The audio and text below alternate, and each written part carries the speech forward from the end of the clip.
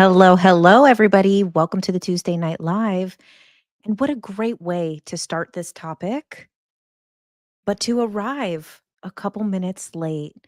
So, today we're going to be talking about time is not real.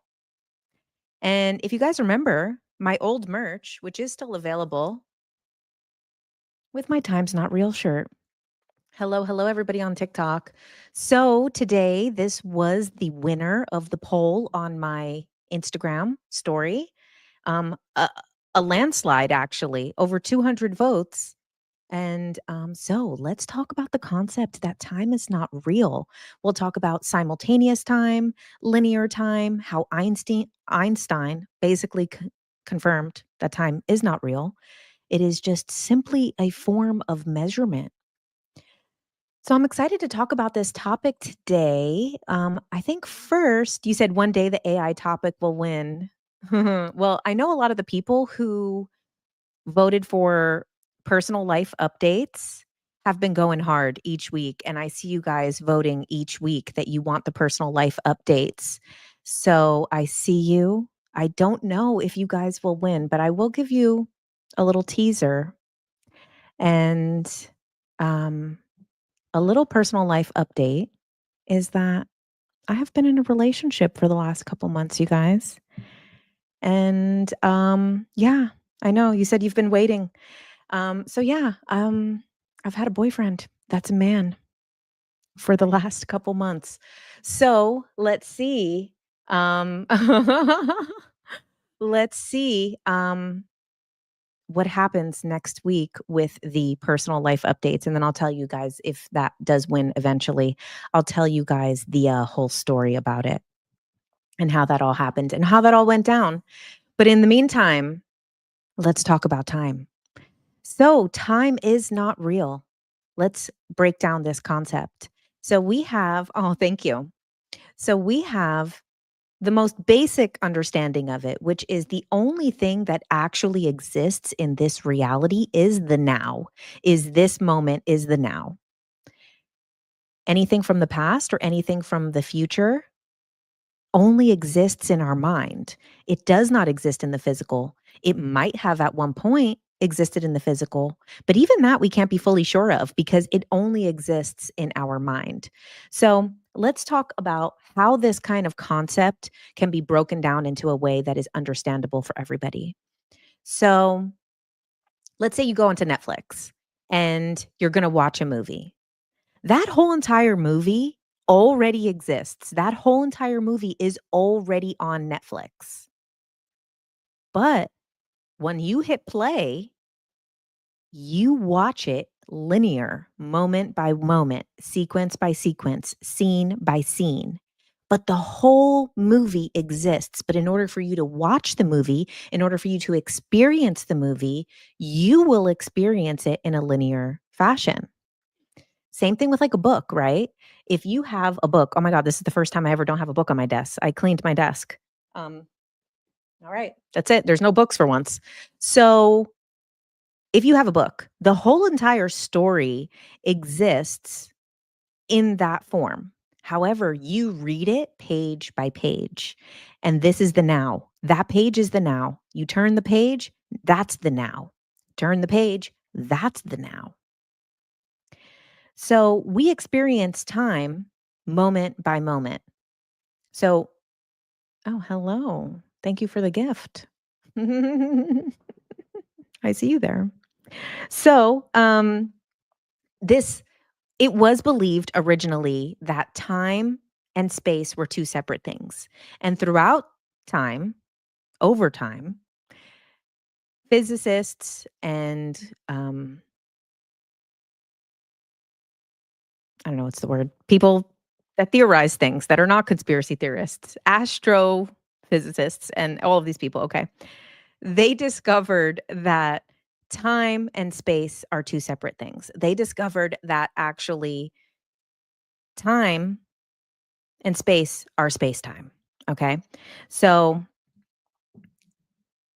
space is the physical area, and time is was believed originally to be an invisible force that was moving forward. But then they realized, and specifically Einstein realized, that if you were to travel at the speed of light, you would experience time different than on Earth. And what they've understood now is that GPS satellites experience time differently than we do on Earth. And then they've even they've figured out that basically if you're at sea level or you're at the top of a mountain, time actually moves differently. So time could actually happen differently at at different sea levels. However, it's so minuscule and so minute that it kind of appears to not really make a difference with our perception. So time is simply just a human invention of measurement, like everything else, like a ruler, like a yardstick, like any other thing. Time is man made measurement for us to understand changes, cycles, movement. And it's just something for us to be able to grasp these things. So, what about this concept of simultaneous time, right? It's very simple when we think about it as a book, and each page is the now. And as you turn that page, it's the now. But 2 weeks ago, we talked about the simulation, right? And how Earth could potentially be a simulation. So, if it's a simulation and there's simultaneous time, these words both have the same root word, right?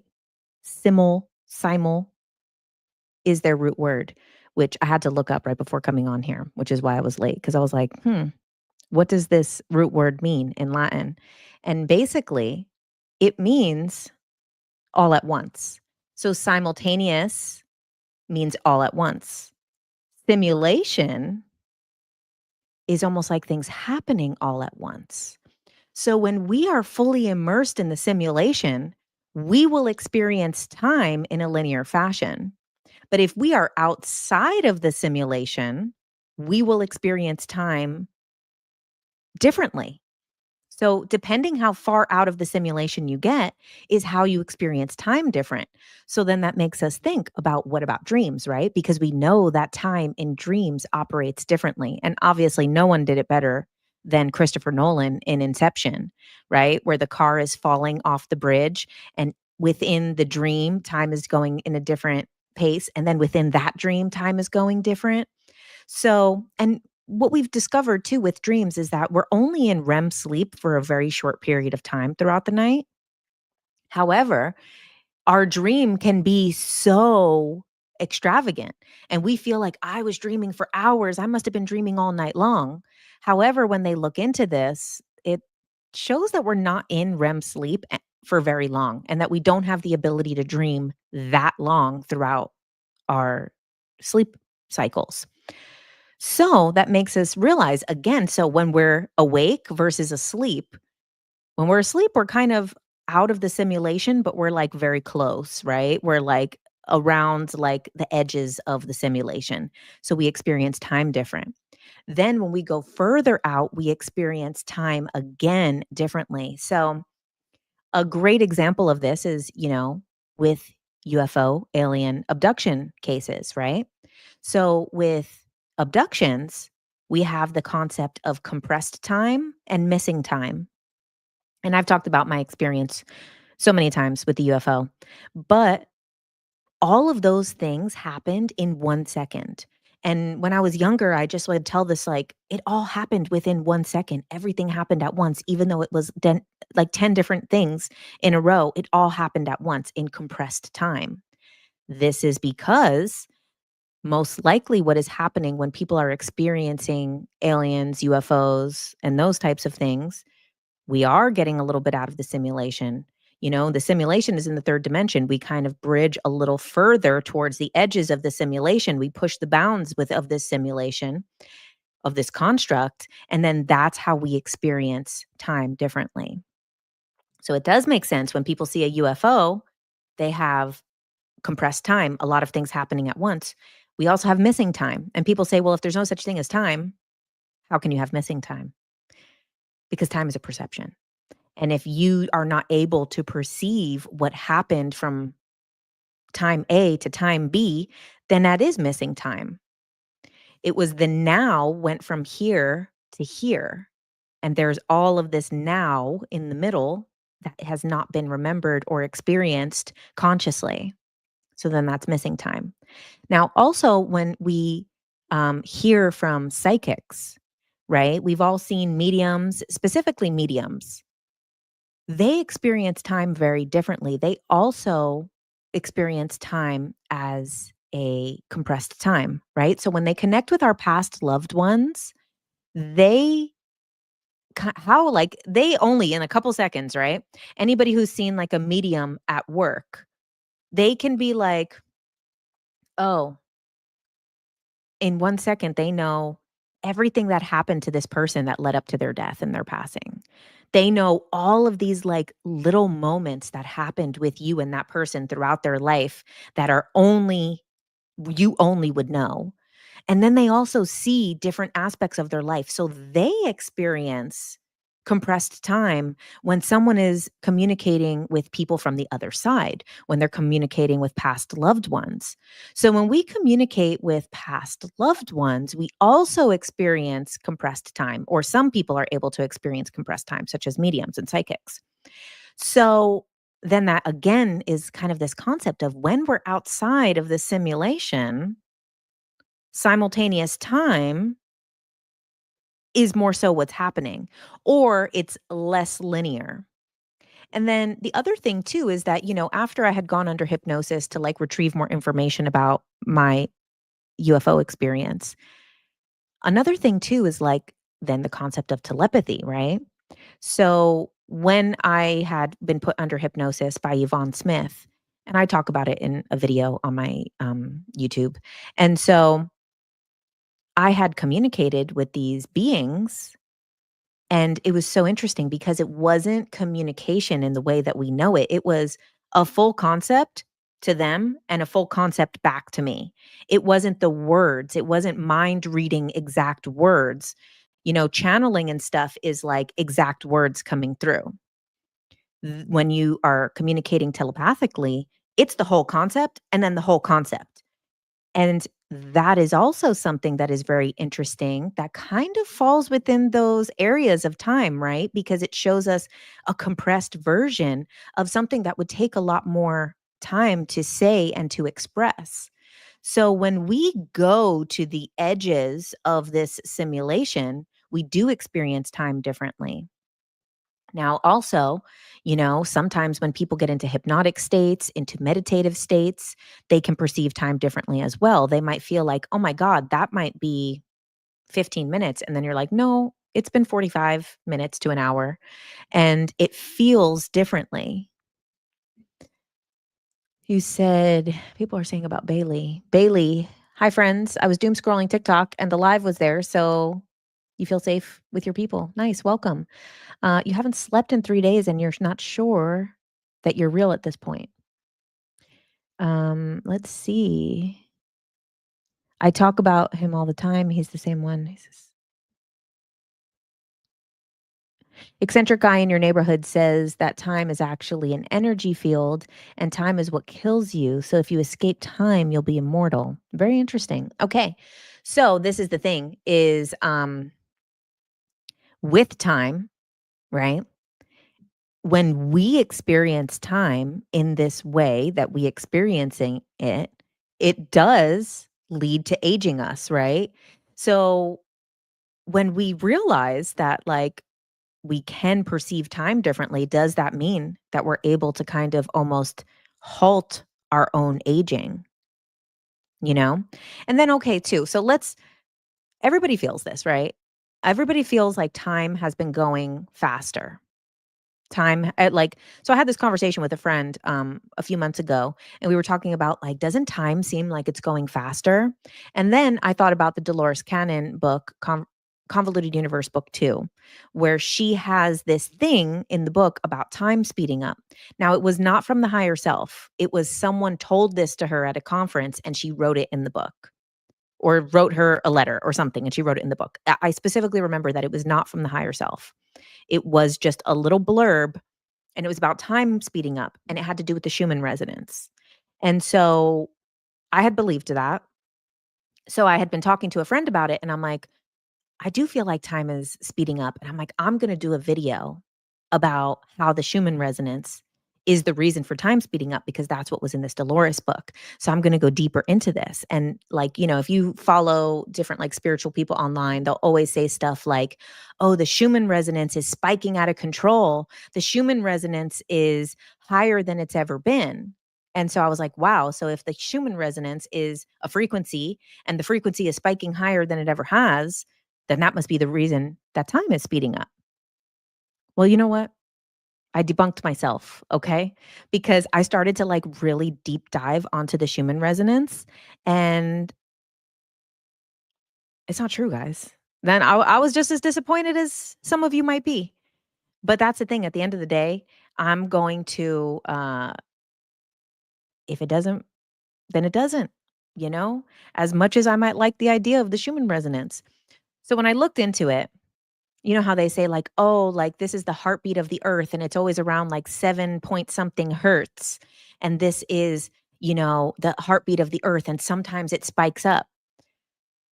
I was very disappointed to find out that is just one of the frequencies, and that there's about 8 levels that it is always going between and has always gone between, and it will continue to go between.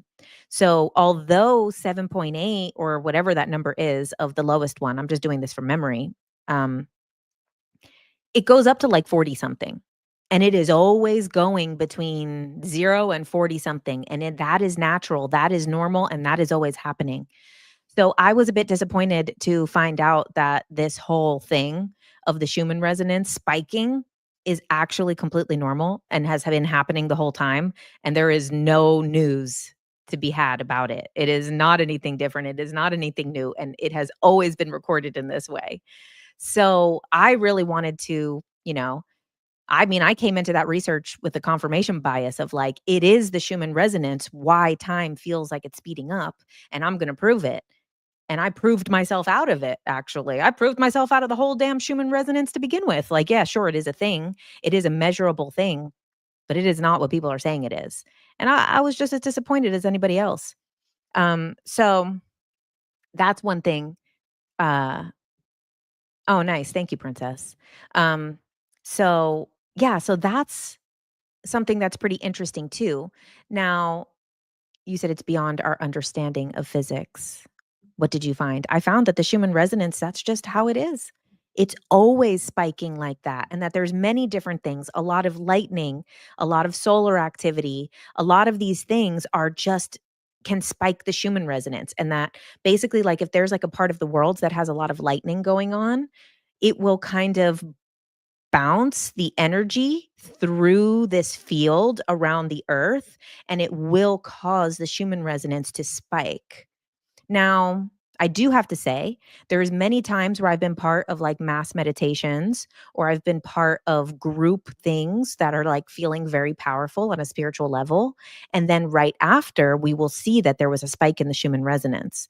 So I can't say that I don't know 100% whether that is connected or whether it's a coincidence. I don't believe in coincidence, but I have to say that these things that are being said about the Schumann resonance and time, even in Dolores's book, and you know how much I love Dolores, and I know how much I respect her work. That part of the book was not coming from the higher self. It was a little blurb that she had just mentioned. So I do want to specify that. But okay, let's get back to let's see, time and space. Okay, yeah, so time is just a coordinate within space. And this is where we get to time is a dimension, right? So the fourth dimension is time. And this is a little bit of a weird thing, right? But I've explained this, I kind of explained this fourth dimension in a kind of metaphysical way, but this is the way for me to understand it. Is at once we were all one. There is only one, and that is the oneness. That is kind of like the first dimension, the single thing, just like first dimension, the dot is one dimension. Then the one wanted to understand itself, so it split into two. And that's where we got duality, because the one is love, it is light. In order for light to experience itself, it had to split into two, so then it could have an opposition. So in order for light to see itself, it needed to obscure light and create some shadow, create some darkness, so that it would be able to see itself, experience itself, find its edges, find how far it goes or how close it is. Now with a shadow, it's able to see that. So the one splits into two like a cell and then becomes light and dark, positive and negative, feminine and masculine, the duality of everything that we have, right? And then, like cells, it will continue to split. So this two becomes three and then instantly becomes four. So 3, 4. And then we have the 4 pillars. These 4 pillars, so this is then the first dimension to 2 dimensions, where what is the second dimension? A line. It's point A to point B connected is a line. Then the third dimension becomes 3-dimensional form, the third dimension. And then the fourth dimension holds the third dimension. The third dimension could not exist without the fourth dimension. It could not exist without time.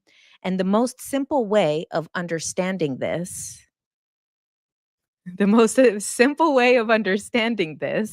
is, okay, let's see. Let's get some objects. Okay. So this, no, okay. So this pen exists here, right? For the pen to be here in the now, and then the pen to be here in the now, how did it get from here to here? Time, right? So it goes from this now to this now. It gets from this now to this now with time. So if I am going from LA to New York, how do I get from New York to LA? From this point to this point? Time, right? That is the difference. It's a 6-hour flight. It's a 5-day drive, whatever it is. So in order for physical reality, the third dimension, to continue to exist, time is what needs to hold it there. So so we create this reality, right? Everything is mind. Everything is consciousness. But consciousness would dissolve without time. So this is why, in order to have a physical reality, we need a past, we need a future in order to anchor it in. And so let's go back to this analogy of the 2, the third, and then the fourth. And 4 is stability. Like you look at like 4 legs of a table, right? We have our 4 limbs. 4 is the foundational structure. And it is the structure of our reality is the fourth dimension. So even though we live in the third dimension would probably, like, I don't know, blow away or drift away or dissolve to nothing without the fourth dimension. So, okay, let's, okay, we'll do the square here. Okay, so that both can see it. Instagram and TikTok and YouTube. Okay, so let's say these are the 4 things. It was 1, then it was 2, then it was 3, now it's 4.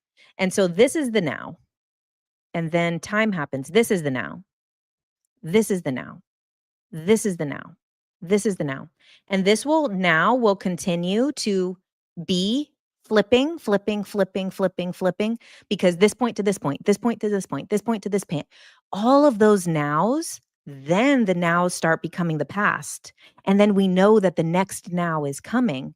This is where a square, if it continues to have point A, point B, point C, point D, et cetera, et cetera, et cetera, and then it keeps doing this for billions of years, it will no longer be a square. It will be a sphere, because so many points moving, every now getting reprinted every second, but all of the consciousness of the past now and the awareness of a future now is what creates this sphere, which is what we probably consider to be planets and consciousness and all of these things, right? It all comes back to like a sphere, right?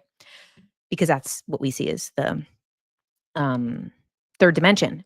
So this is how the fourth dimension holds the third dimension in place, because if this was the place and then this was the place, without time, everything would dissolve in between each one. It wouldn't be able to be held. So we need, in order to be in this simulation, in order to have this the comment says, "I swear I don't comprehend Jack Diddley until you explain it." I heard every movement you make, you are jumping into a billion of parallel realities at a time. All that is not to all that is all that is cannot occupy the same space at the same time, like Murphy's law, but with dimensions. Okay. I mean, it could, all that is does occupy the same space at the same time. All of it does, you know? I had to put the filter back on my face. I was looking ugly. Sorry. I've been exposed. Okay. Um, oh, okay, Joshua. If I teach JK Ultra the truth of time, she would be very famous. Ha ha. All right, Joshua. Well, go for it. Go for it. I got a book coming out. Okay, everything everywhere all at once, right. Um, right. Let's see. Sir Walter Russell wrote in The Universal One that there are only two dimensions, space and encounter space. I don't know. I'm not familiar with it. Oh, thank you. Okay. Speed of light in sacred geometry is 3-6 split. Okay. All right. How do you lose your mind after how do you not lose your mind after learning all of these different complicated concepts? Um, Good question. Good question. No, I mean, the thing is, I love a brain bender. You know what? I love a brain bender. It's probably because I did drugs when I was younger. So this is my drug now, is brain bender information. Yeah, this is my high.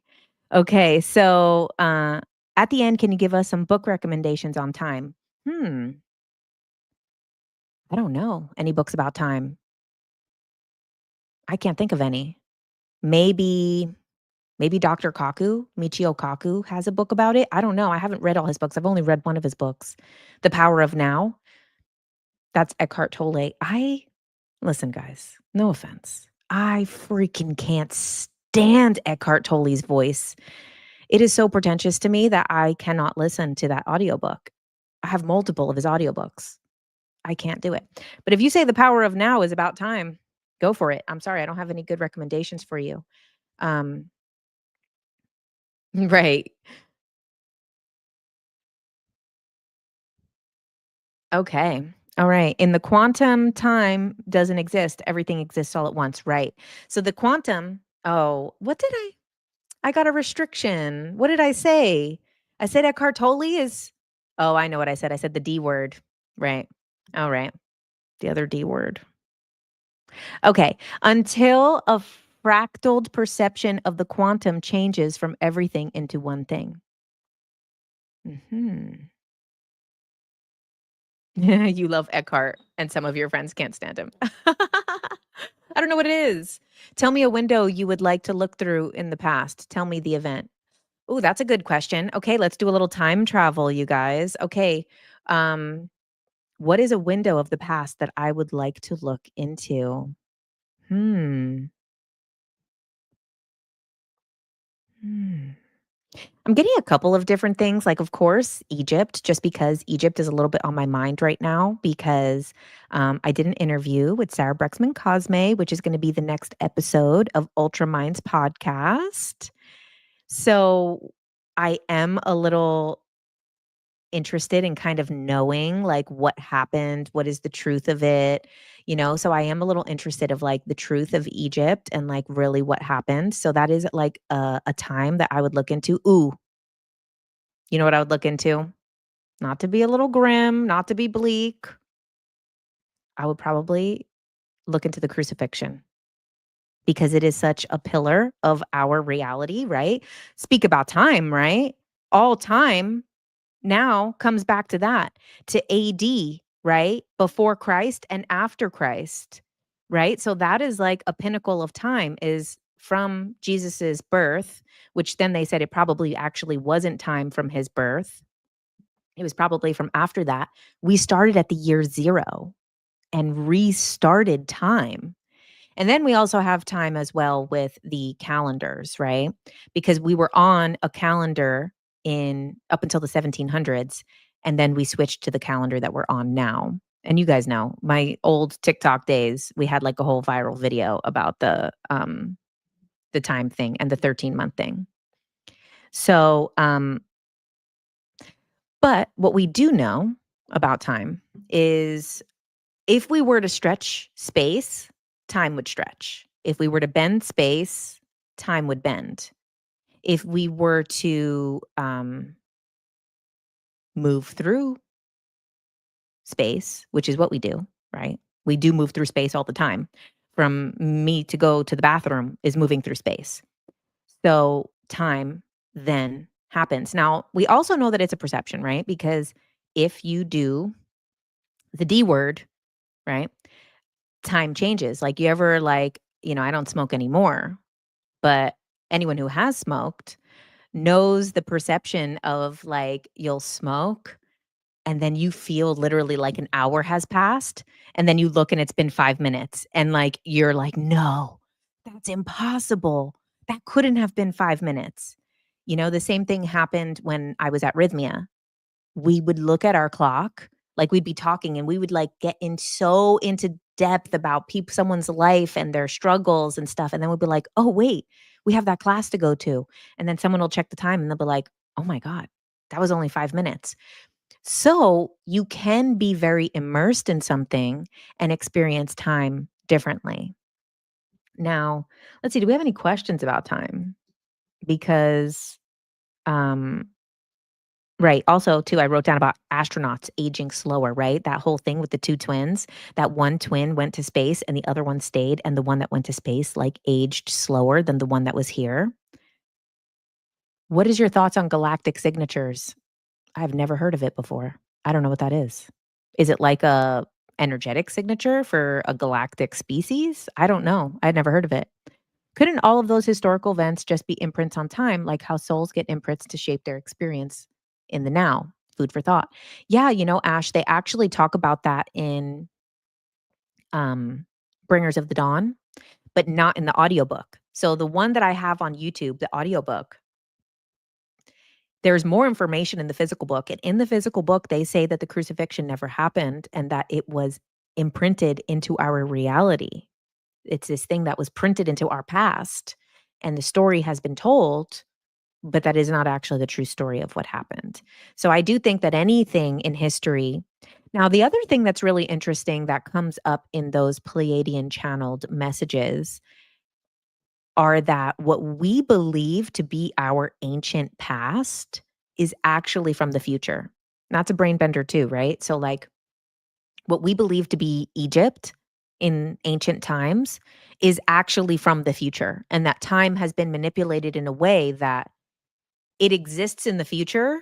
And the reason it looks all old and decrepit is because it went back in time, because we're behind it. So we like it aged this direction, which is a little bit of a crazy concept as well. Is someone saying, oh, someone wanted to know what the D word was, and then someone said it's unaliving. No, not death. It's the another D word. It's a much more fun D word. Not too fun, you guys. Stop. Not that D word. Okay. Nice. Yeah. That's what I'm thinking too. History is always based on the powers that be who become the authors and historians. Can you talk about the Greys' visit to different versions of ourselves to trick us into consenting to their free will? Yeah. So, because other species are not experiencing time as we are. And I mean, in a way, dogs probably don't experience time the way we do. Birds probably don't experience time the way we do, because time is a human measurement that we've created like a ruler in order to understand the cycles of nature and movement and changes of things. So it does become a little bit of a prison for us, right? Because then we believe that we're going to be aging, that we have to age, and that this is what 30 looks like, this is what 40 looks like, this is what 50 looks like. And we get into these constructs that then we impose onto ourselves and to our own beliefs. And then when it comes to gray aliens or any type of alien species, being able to tap into other parts of time or other versions of ourself, then they can get consent through that, is what the belief is. And I do believe that. But I also think that, because time is simultaneous, we are also our past selves and our future selves already right now. And they have a different awareness because they're at a different point within time, a different point within the simulation, or maybe outside of the simulation. So I wonder, I think it's fine, if somebody asks you in a different timeline for permission to do something, it is still you, right? But that's for every person to decide whether they agree with that or not. Meg says, "You were guided on a journey today, and the future rolled out before you in Egypt, and it was restored to its luminous, luscious state. And maybe it was unfurling forward, not backwards." Yes. Thoughts on time travel? Seems possible in the quantum level for sure. So, the time travel stuff. So, on the most simple level for us to try time travel, when you do a past life regression, you actually are time traveling. So, one of the things when you learn the QHHT, someone like had asked this question and it became something that they talk about, is that multiple QHHT practitioners have had the experience, or any past life practitioner had the experience, that when they asked someone, that's why I'm very careful to just ask questions and try not to prompt people to do too much in that past. Like, if we're doing inner child work, if we're doing parts work, if we're doing something like that, then I will prompt the person to be like, "Oh, give yourself love, give yourself advice, take yourself to where you needed to go." Because that is also kind of like a time travel, right? To do inner child work is almost like a time travel, because we already know that we can help heal past versions of ourself. So future versions of ourself are also helping us all the time. And like, I remember in 2020, I was meditating a lot because there was lockdowns. I was meditating like I had never meditated before in my life. And so many times I realized, actually, wow, this thing from my past that happened, that I had this weird awareness, like almost like, sometimes like you'll be like a kid and you're sitting there and you're kind of like, what is going on right now? And I went back to those times and was like, "Oh, that was me now today," in 2020 at the time, going back to those moments and embracing myself. And that there was awareness in those moments that something was happening, but then it was also just like weird, like, I don't know, like, is my imaginary friend here or whatever, not realizing that it was a future version of myself. So then the same thing is happening right now. Future versions of ourselves are going back and thanking us for what we've done right now, loving us for what we've done now, helping us with what we're doing now. So we are doing time travel on a personal level all the time. With hypnosis, sometimes these practitioners have asked, like, oh, there's the one example that has come up, that like someone was like in a past life and they were having a birthday. And then the person said, like, "Oh, well, how do you say happy birthday in your language?"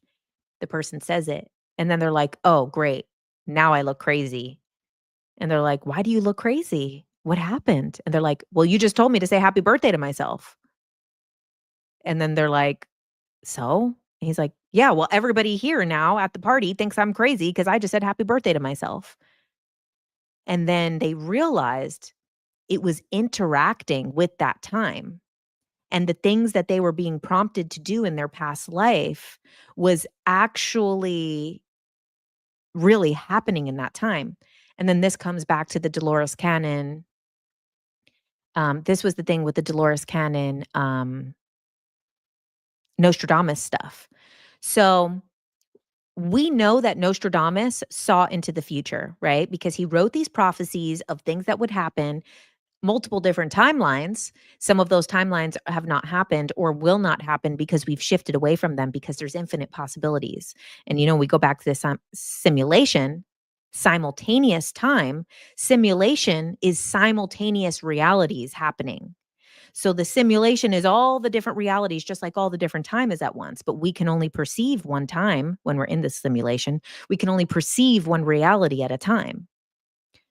However, they all exist. So when Nostradamus was looking into the future, he knew about things like planets that had not been discovered yet. He knew things in his time. Neptune had not been discovered. Pluto had not been discovered.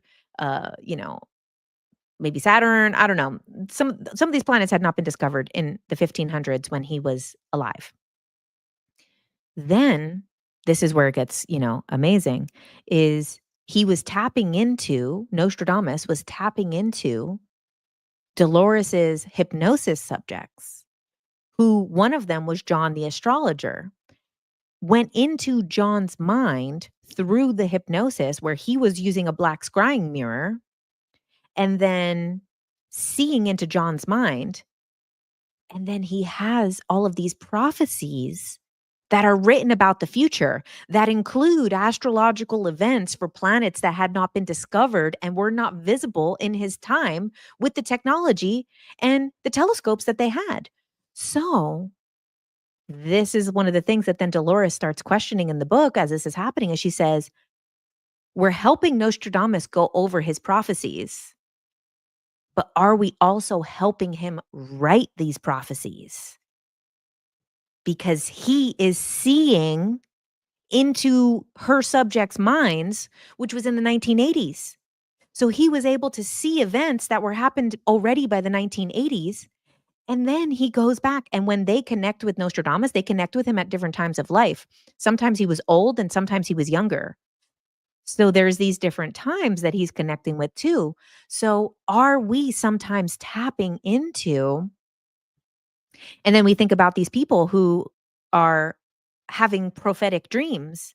Are they actually just tapping into people in the future and being able to see and experience and gain knowledge from that person?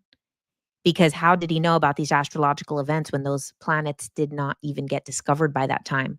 However, in 1986, when they put John the astrologer under and Nostradamus had connected with him, John the astrologer was very aware of these planets and very aware of their placements and what they were doing and had a lot of knowledge on that.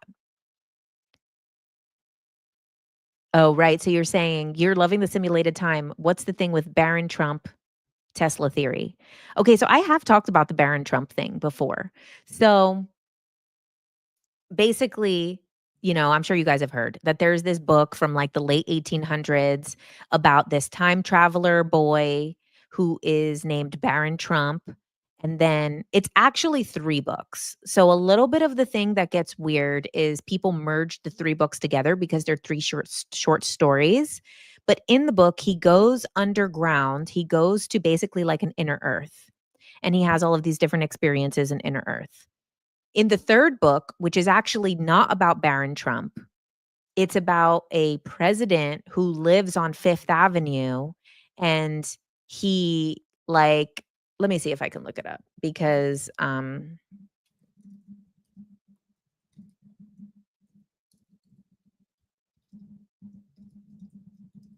it's like the president lives on, but so Baron Trump is not actually in that book, but it's the same author. He wrote these 3 stories.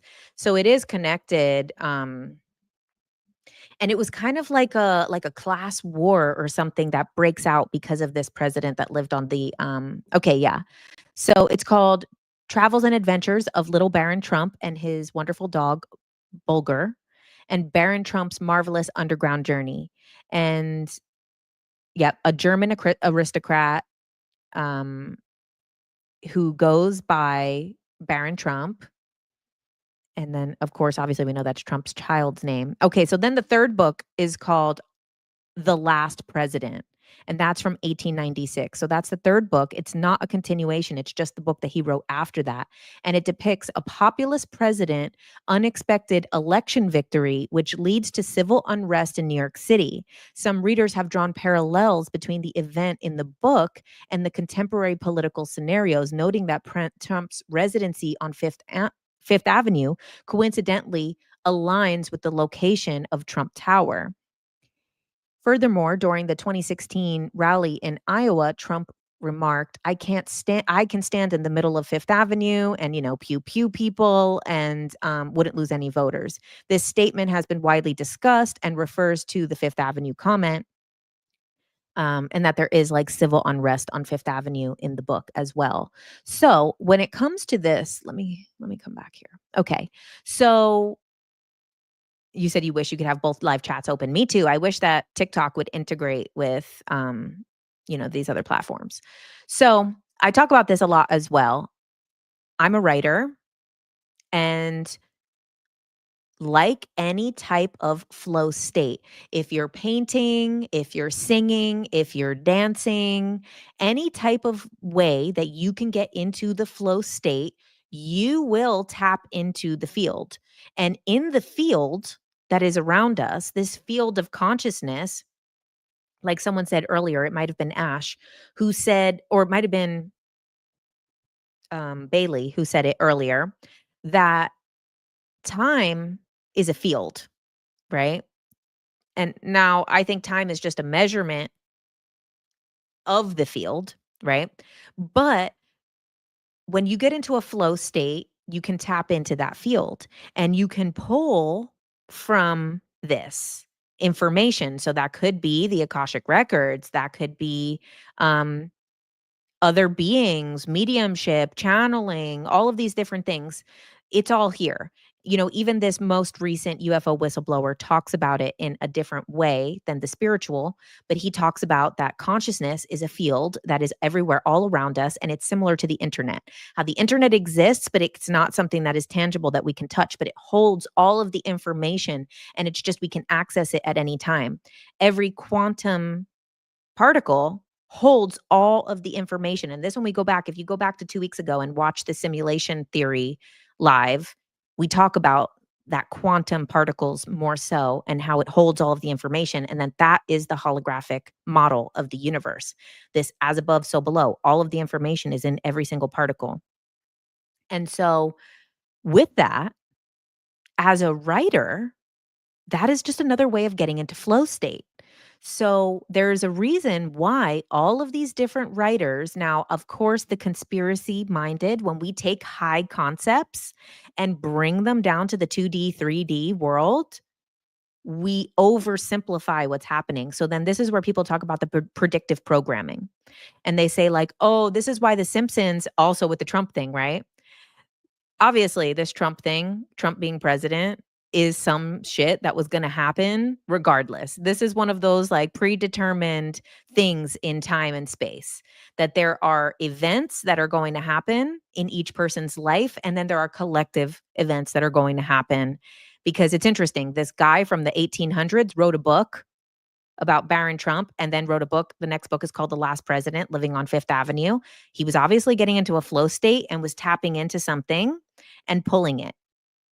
The Simpsons, they have the whole Trump thing, right? That whole Trump becomes president, and it's the same exact thing as the escalator, and then the Trump sign falls next to the escalator as Melania is in front of him.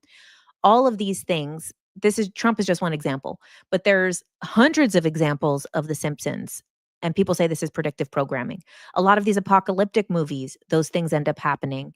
Even like a movie like 28 Days Later, where these animal rights activists release animals being experimented on, and it causes an epidemic that destroys the whole world, right? Which is, obviously what happened with COVID and the Wuhan stuff, right? And we see that finally the government is coming around and confirming that obviously it was a lab leak, like we all knew. And so when you're writing, like any other thing, you're tapping into the field and you're pulling stuff. So writers are sometimes tapping into the future and they think they're like, whoa, this fucking story's rocking, dude. I'm in the flow. I'm so good. I'm such a great artist. The same thing with music, right? Like you'll be like playing something and you're like, damn, I'm killing it right now. What it is you're pulling from this field. And so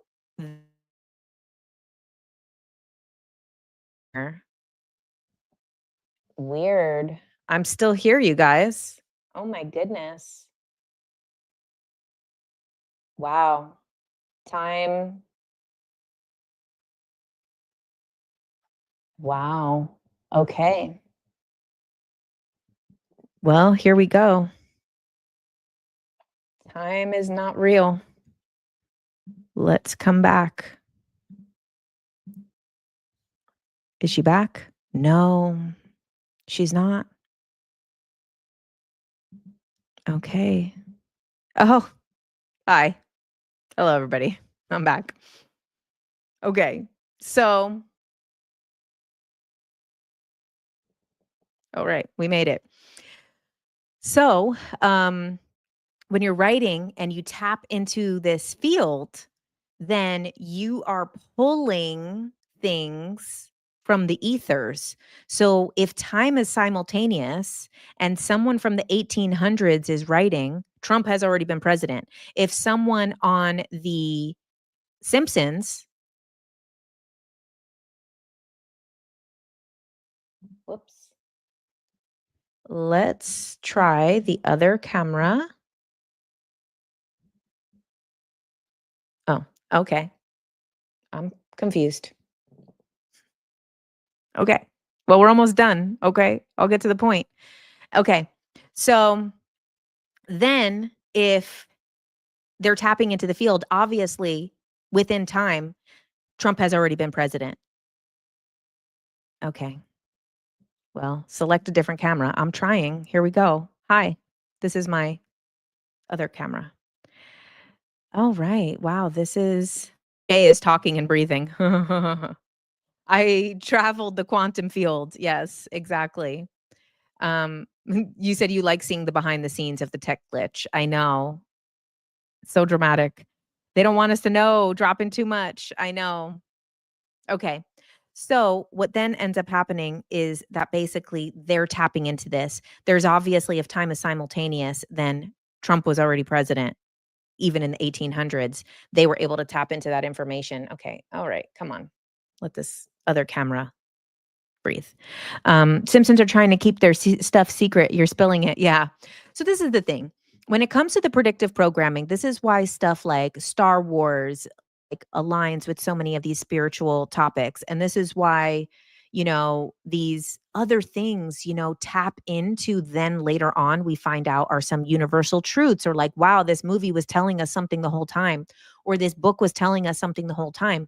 And this is just simply because when you get into a flow state, you're pulling from the field and you can go to the edges of the simulation with being in flow state and pull it here. And this also happens with inventions. It doesn't just happen with creativity. Inventions are the same thing. Inventions pull from the field. This is why multiple people will come up with the same idea around the same time. You had your eyes closed, so when you froze, you didn't realize. um, yeah, good thing I've got backup cameras. Yeah. Um, wait, Star Wars is spiritual. I never watched. I never watched it either. But from what I hear, the Star Wars thing is very overlapping with all of the stuff with the alien. Um, Same thing with psychic clairvoyance. Yeah. So we're tapping in at all times with this stuff. So it's, when we're doing that, we're tapping in beyond time. We're tapping into the future. We can tap into the past.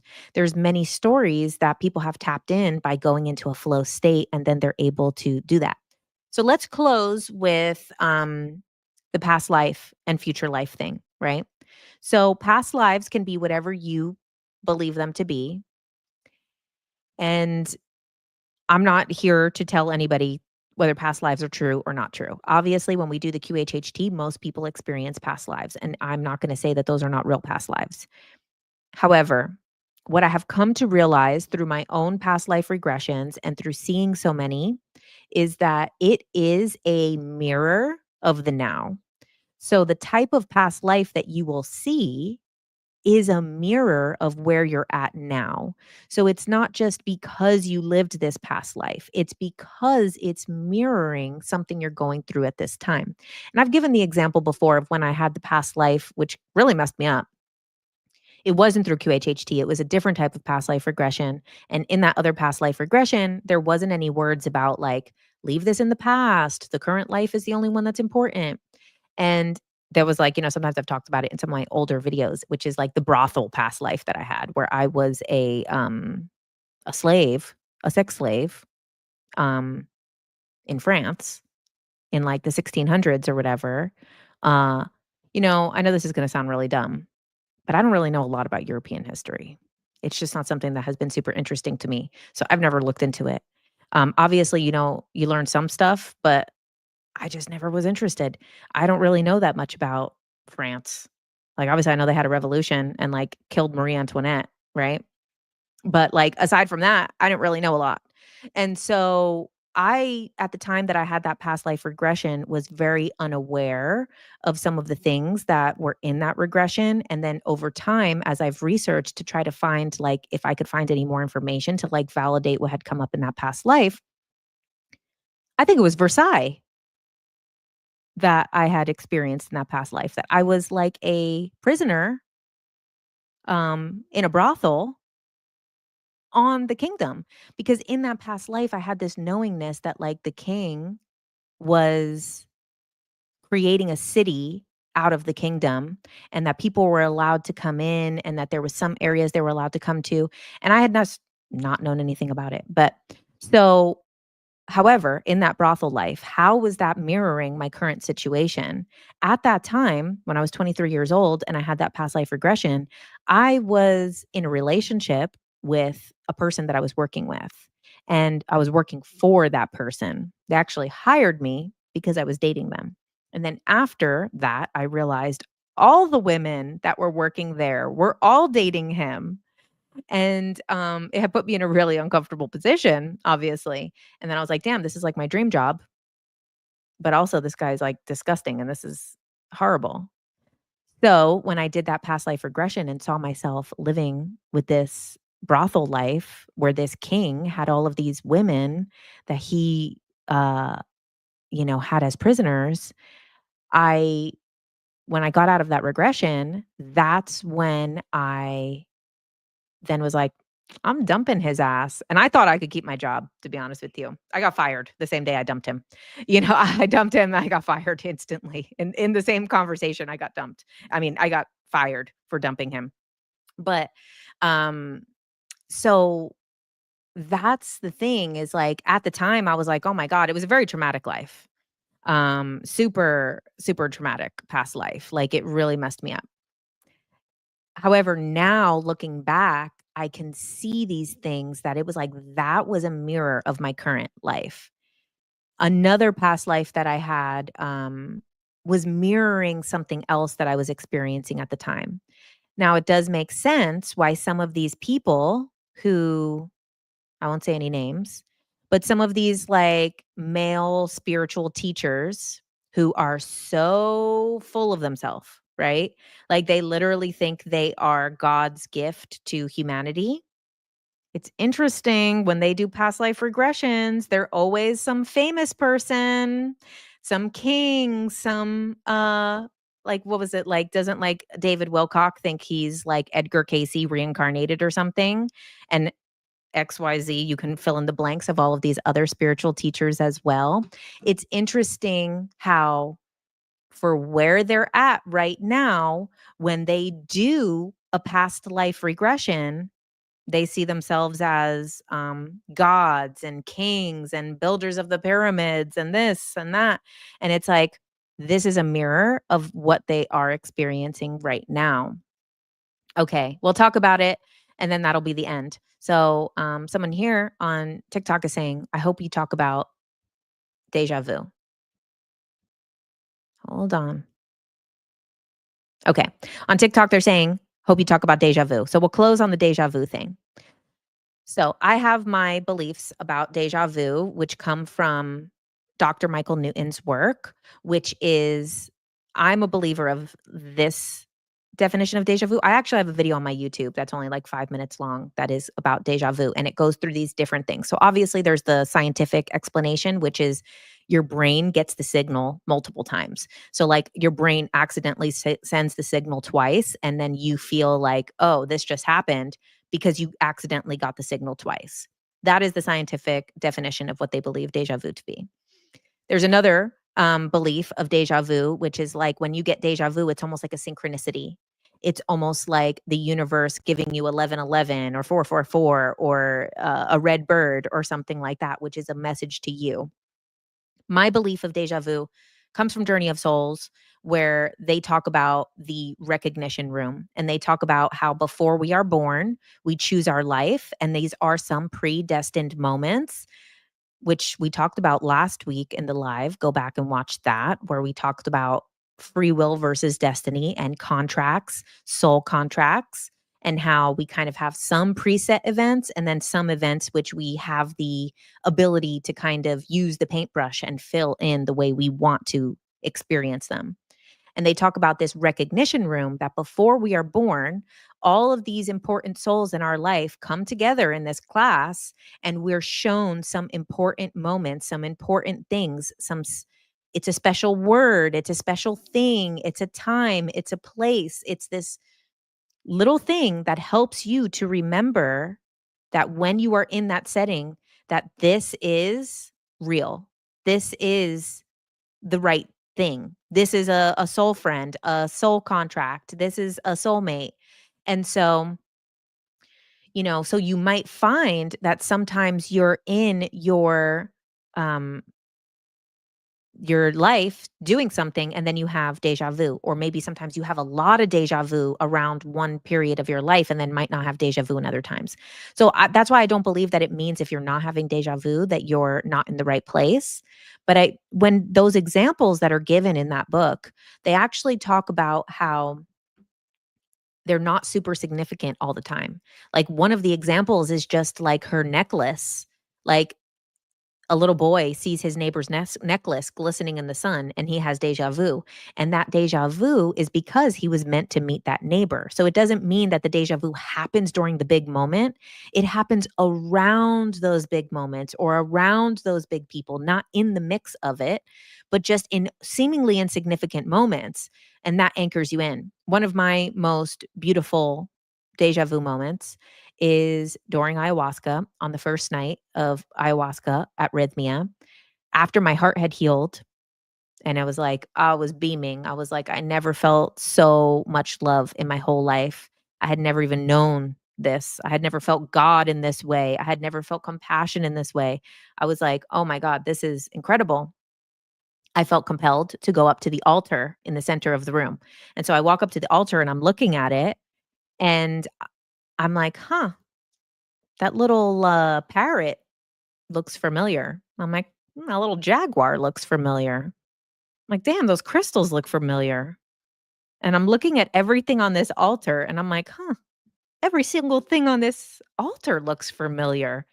I'm like, why do I feel like I'm having deja vu right now? And I'm staring at these things, and then I was like, oh, oh my God. Before I came to Earth, I knew I was going to heal my heart in Costa Rica at this time. And that's why everything fell into place for me. And it happened in a magical way for me to end up there and to do that and to have that experience. And all of these things in my life led to me then healing my heart. So and then I was like, that's beautiful. But I just went back to my bed and cried. And I was like, that's the nicest thing that ever happened in my whole life. And so sometimes we'll have DMT. Someone said DMT and Aya or something else. Yeah. Um, I also, when I did Salvia, had repeated deja vu again and again and again and again and again. Now, with that, I think is different. When I had the repeated deja vu like 10 times in a row, um, that I believe was something happening with time. Because, if anyone's ever done salvia, I don't suggest you do it. The reason that they didn't have to make salvia, like, regulated is because you do that shit once and you don't ever wanna go back. It self-regulates because it is so terrible. It is an awful feeling. So, mostly people do salvia and then you don't get addicted because you don't wanna ever experience that again. And so when I did salvia, um, I mean, so long ago, 20 years ago, I did salvia. I experienced deja vu like 10 times in a row before I then experienced a whole crazy thing. It was actually my most popular video on YouTube. So secretly, I have a video on YouTube that is private now, but it was my first viral video ever in 2014. And, there's sometimes people will like comment and be like, "Aren't you that girl from that salvia video 10 years ago?" So, that is like a secret of mine that video has like it was my first viral video ever, and it was mostly hate. That was before YouTube took away the down votes, the thumbs down button. I had so many thumbs down. I had death threats on that video. That actually video, like, prevented me from doing YouTube for years, because otherwise I would have just kept doing it from 2014. But anyway, when I did that, and I won't get into the whole story, but I experienced deja vu multiple times. And if you've ever done something like salvia or DMT, it feels like a lifetime, but it's only been a couple minutes. And like something that is like 3 or 5 or 7 minutes feels like you've gone through all of these other things. You've gone through um, all of these different, uh, some people live a whole lifetime and then they come back to find out that it was 5 minutes and they have a memory of living a whole entire life. So, deja vu, I think sometimes will happen with substances as well because it can change your perception of time and your brain is working on a different thing. Um, you said your brain created a scenario and couldn't make another one because you didn't have enough information.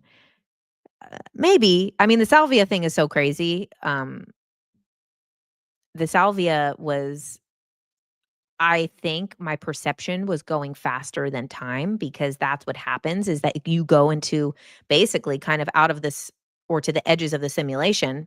And I think I was looking back now, I think I was because then also it feels like pages turning, which is crazy because that was the example I used about time before, right? Is that each page is the now and then they could you flip to the next page of the book.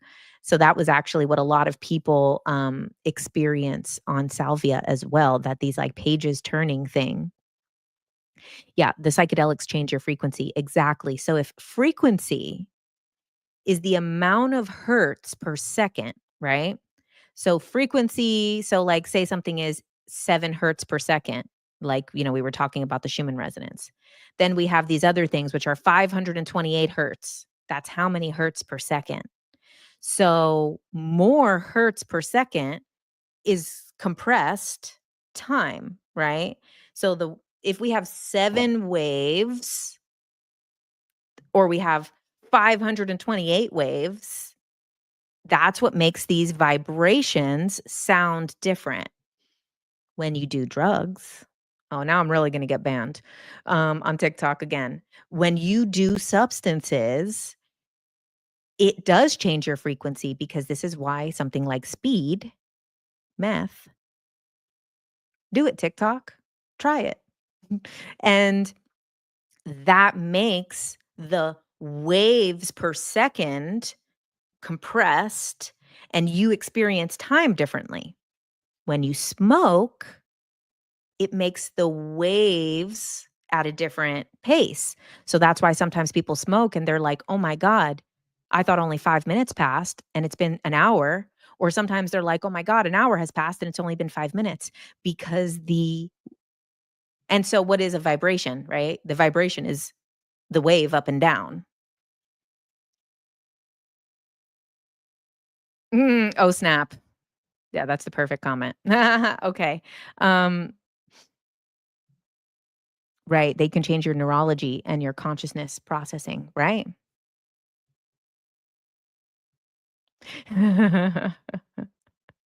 Another D word. Okay. Do you think we repeat our stories from the past lives, lessons not learned, or somehow influenced? Okay, beautiful question, and then we'll end on that one. So, yes and no, because it's all happening at once. So, the things that we are experiencing right now are rippling to the past and rippling to the present. And that is why it is so important for us to make the right decisions. Not right and wrong decisions, but the right decision for you to follow your excitement, to follow your path, to follow what you think is right, not to operate out of obligation, not to operate out of all of these other overthinking stuff. Because if you make a decision which is the right thing for you and your path, like say, I'm an artist and I'm going to live as an artist and I'm going to do this and I'm really going to follow my path, or I'm a spiritual teacher and I'm really going to do this. I'm a this or that and this is my true calling and I'm going to live in my true calling. It ripples out in all directions. So there is this concept which again I think is a very high concept which has been brought to the 3D to the 2D in like words, books, all of these things, but it's a much bigger concept than that. So like I've said, my view on a lot of things has expanded. And I used to believe that we have these karmic lessons and your lives, things that you don't learn in the past, you'll live again and you'll have to try that lesson again. And we've seen this many times in all different types of past life regressions and people's work that I very much respect, like Dolores Cannon and Dr. Michael Newton. However, now that I realize some of these concepts in a different way, I realize it's not a past life that you lived a long time ago. It's simultaneously happening. So if you're going to learn the lessons now, it is rippling to the past, in a different form is the way that it's happening. And also to the future. So if we do the right thing for ourselves and heal ourselves and love ourselves and do the right thing for the one that we are, then it will ripple out and heal our past lives and it will ripple out and help our future lives as well because it's all happening at once. We can only perceive it in this way. So I know that's a little bit of like a a weird way to answer the question, but it's because my opinion on it has evolved and I don't feel so much that we are fixing the things from the past or undoing the things from the past. We're actually it is happening in the past. And that's why it's so important to live in your truth, make the thing, do the thing, follow your path. If you have an inclination to do it because now you realize there's many different versions of yourself that need you to make that decision too because there's only the now. So, if you have a calling and you're thinking about doing that thing, start doing it. Even if it's even if it's wrong, even if it sucks, even if you are feeling so cringe about it because you're doing it for all the versions of yourself. And then the parts of yourself that's out of the simulation as well, right? The versions of yourself that are multidimensional, the versions of yourself that are in other places and spaces and all of this other stuff, right? You said one day you'll get on the iboga train and have all your neuroreceptors fire at once. A psychedelic that has a chemical reaction of time is an illusion. It's truly life and conscious change. I mean, I would be open to doing the iboga at some time. We'll see. Um, it's been coming up a lot lately. Oh, yes. Okay. Before I go, make sure you hit like on the live. You, person there, everybody, all of you watching. So give a teaser to the Thursday podcast. Okay, so Sarah Brexman Cosme is on the podcast. She's talking about hidden technologies and lost technologies from the Sphinx. We ask about Dolores Cannon being reincarnated. We ask what has Dolores told her in sessions. So is Dolores Cannon incarnated? What is Dolores's most shocking thing that she learned after passing and leaving this realm? Also, what about we talk about healing, we talk about different things with the body. She talks about her book with Avalon. So, she talks about Avalon, how things around menopause, things around women in the past, throughout history. What else do we have? There was just so many cool things. And she tells this amazing story. You guys are going to love it because it's very aligned with what I was just saying about, like, if there's something that you have a calling to do, then do it. And she has a story about one of her clients who got this message in hypnosis. She was supposed to get a healing from the hypnosis as long as she did the thing. And she doesn't do the thing. And the healing gets reversed. And it's such an interesting story because this woman continued to not follow her path, and the condition got worse and worse as she did not follow the path. So, not to scare you, but the time is now.